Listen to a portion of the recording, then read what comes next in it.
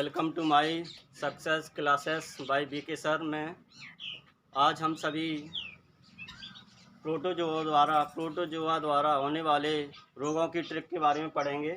यह एक शानदार ट्रिक है। एक आसान भाषा में एक शानदार ट्रिक के द्वारा हम प्रोटोजोआ द्वारा होने वाले रोगों की ट्रिक को पढ़ेंगे, आज सीखेंगे। और यह प्रोटोजोआ एक कोश की जीव इसमें आते हैं और इनसे होने वाले रोग प्रचलित हैं, आज बहुत ज़्यादा प्रचलित हैं। तो इसे हम एक आसान भाषा में एक शानदार ट्रिक के द्वारा अच्छी तरह से याद करेंगे, जो कभी भी भूल नहीं सकती हैं। ये समस्त परीक्षाओं में सीटेट है, यूपी टेट सीटेट और ये यूपी टीजीटी पीजीटी आदि कम्पिटिटिव एग्जाम में आती रहती हैं। तो आज हम प्रोटोजोआ द्वारा होने वाले रोगों की ट्रिक के बारे में पढ़ेंगे। तो सबसे पहले हम एक ट्रिक को लिखते हैं।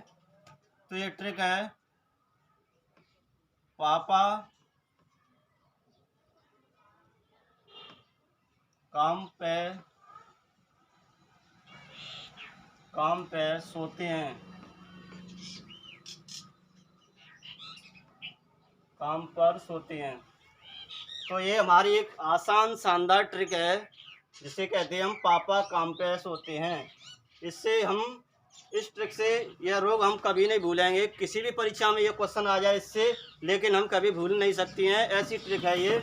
और इस ट्रिक का एक फ़ायदा ये है कि हम इन ट्रिक में जो भी रोग होते हैं उनके रोग फैलाती हैं, रोग जनकों के नाम भी लिखेंगे और उनसे शरीर का जो भी अंग प्रभावित होता है उस अंग के बारे में भी हम बताएंगे। तो जिससे हमारे शरीर में कौन सा अंग प्रभावित होता है और किस प्रोटोजोआ के जंतु के द्वारा यह रोग फैलता है और इसका कौन वाहक होता है, कौन सा जीव इसका वाहक होता है जो रोग को एक व्यक्ति से दूसरे व्यक्ति में ट्रांसफ़र करता है या फैलाता है और उसे ले जाने का कार्य या वाहक का कार्य करता है। तो आज हम ये सभी इसमें पढ़ेंगे, सीखेंगे। तो देखो, सबसे पहले ये है पापा काम पे सोते हैं। तो पापा मीन्स होता है, पापा मीन्स मतलब जो रोग होता है वो पायरिया होता है। पायरिया,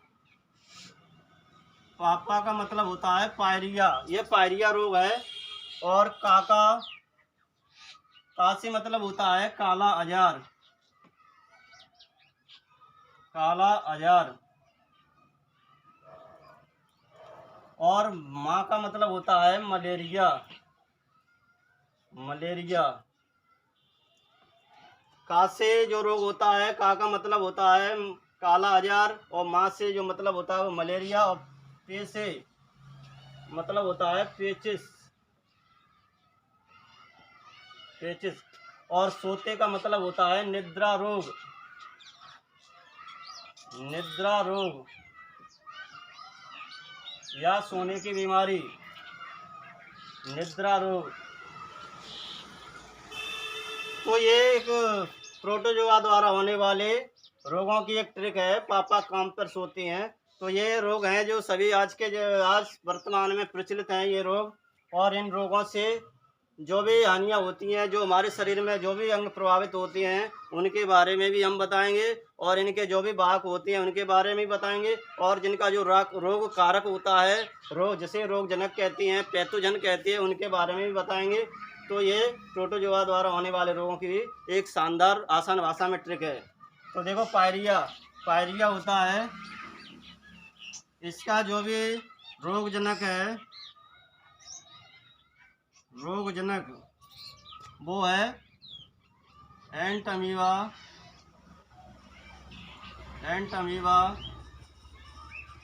जिंजीबैलिस,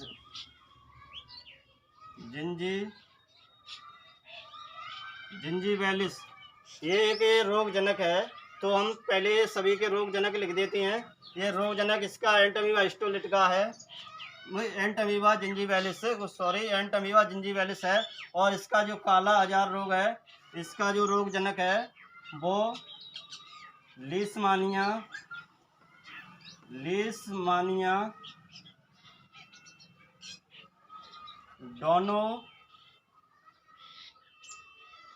डोनोवनी है, लीशमानिया डोनोवनी। और जो मलेरिया रोग है वो आज के वर्तमान में ज़्यादा ही प्रचलित है और इसका रोग जनक है वो प्लाज्मोडियम,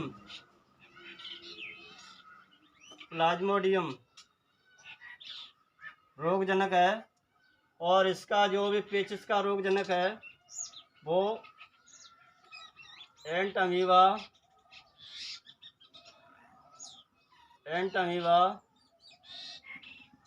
हिस्टोलिटिका है, और इसका निद्रा रोग का है वो ट्रिपैनोसोमा है। ट्रिपैनोसोमा गैम्बियंस, ये इसका रोगजनक है निद्रा। ऐसे इस प्रकार देखो, पायरिया रोग का जो रोगजनक है वो एंटअमीबा जिंजीवैलिस है, जो एक पोषिदी होता है। इसका जो लाइफ साइकिल है वो सिर्फ एक ही होस्ट में कंप्लीट होता है, और ये काला जार है, यह लीशमानिया डोनोवनी द्वारा होता है। इसका जो लाइफ साइकिल होता है वो 2 होस्ट में कंप्लीट होता है, 2 जीवों में कंप्लीट होता है। इसका जो प्राइमरी होस्ट होता है वो ह्यूमन या मनुष्य होता है। दूसरा होता है जो दूसरा जो होस्ट होता है ये बालू मक्खी होती है, सैंड फ्लाई मक्खी। इसी प्रकार मलेरिया रोग का प्लाज्मोडियम है, तो इसका प्राइमरी होस्ट होता है वो मनुष्य होता है, और दूसरा सेकेंडरी होस्ट होता है, इसकी मादा एनाफिलीज मच्छर होती है। इसी प्रकार जो पेचिश का एंटअमीबा हिस्टोलिटिका है, तो इसका जीवन चक्र होता है, लाइफ साइकिल होती है वो एक ही होस्ट में कंप्लीट होती है जो मनुष्य में होती है। और इसका जो निद्रा रोग है वो उसका जो जीवन चक्र होता है वो 2 पोषकों में कंप्लीट होता है, यानी उसका लाइफ साइकिल उसका 2 होस्ट में कंप्लीट होता है। प्राइमरी तो होस्ट होता है वो मनुष्य होता है, और सेकेंडरी जो होस्ट होता है वो सीसी मक्खी होती है, सीसी मक्खी।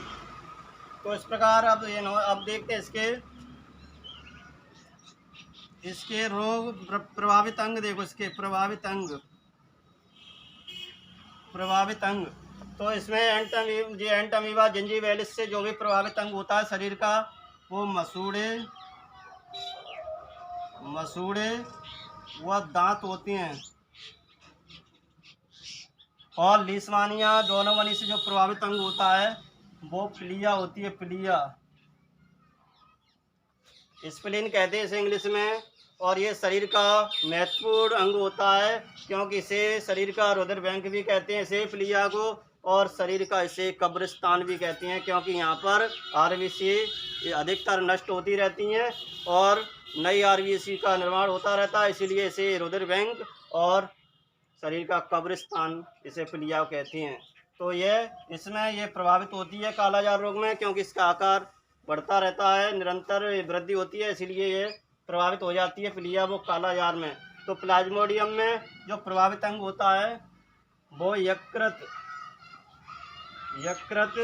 और आरबीसी ये प्रभावित अंग होते हैं, क्योंकि लिवर है ये शरीर का सबसे बड़ी ग्रंथि है शरीर की आरबीसी, और ये आरबीसी इसमें नष्ट हो जाती हैं प्लाज्मोडियम में। तो उसे प्लाज्मोडियम मतलब ये मलेरिया में आरबीसी और यकृत प्रभावित अंग होते हैं, यानी इनमें खासकर सबसे ज़्यादा आरबीसी प्रभावित होती हैं। और पेचिश है इसी प्रकार, तो वो एंटअमीबा हिस्टोलिटिका के द्वारा मतलब होने वाला रोग है, जिसमें बड़ी आंत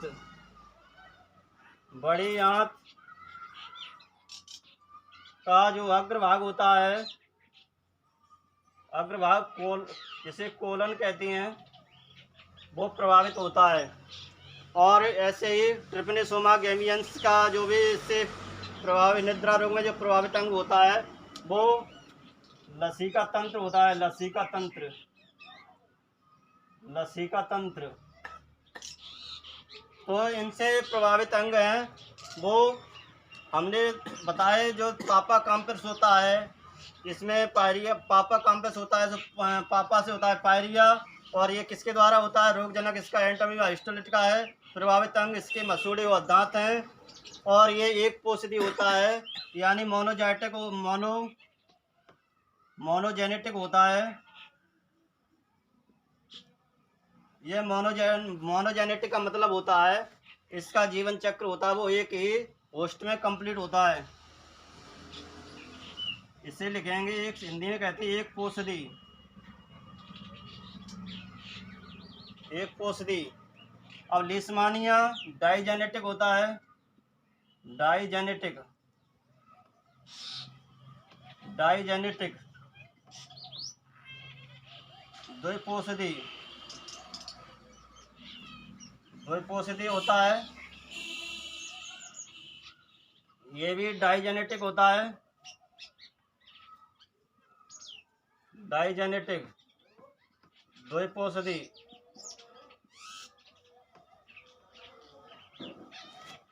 और एंटमीबा हिस्टोलिटिका ये मोनोजाइटिक होता है, मोनोजेनेटिक, मोनोजेनेटिक, मोनोजेनेटिक एक पोषदी।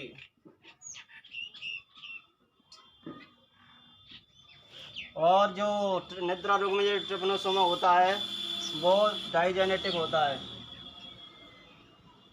डाइजेनेटिक द्विपोषदी।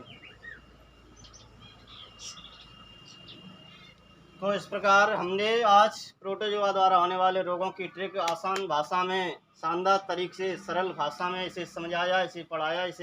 इससे आप इस ट्रिक के द्वारा इन रोगों को कभी भी नहीं भूल सकती हैं, कभी नहीं भूल सकती हैं, क्योंकि ये ट्रिक एक शानदार ट्रिक है। और इस ट्रिक के द्वारा जो भी अंग, शरीर के अंग प्रभावित होती हैं वो हमने बताए हैं, और जो भी इनके रोगजनक होते हैं उनके द्वारा हमने बताया है। तो इससे जो भी प्रश्न फंसेंगे, जो भी परीक्षा में प्रश्न फंसेंगे, वो इनसे कहीं बाहर नहीं जा सकती हैं, ये मेरा वादा है। इससे कभी भी बाहर नहीं जाएंगे। जो इन प्रोटोजोआ द्वारा होने वाले रोगों की ट्रिक से जो भी रोग आएंगे वो इससे बाहर नहीं जाएंगे। तो आप मेरे चैनल में नए हों तो इस चैनल को सब्सक्राइब करें, लाइक करें। धन्यवाद।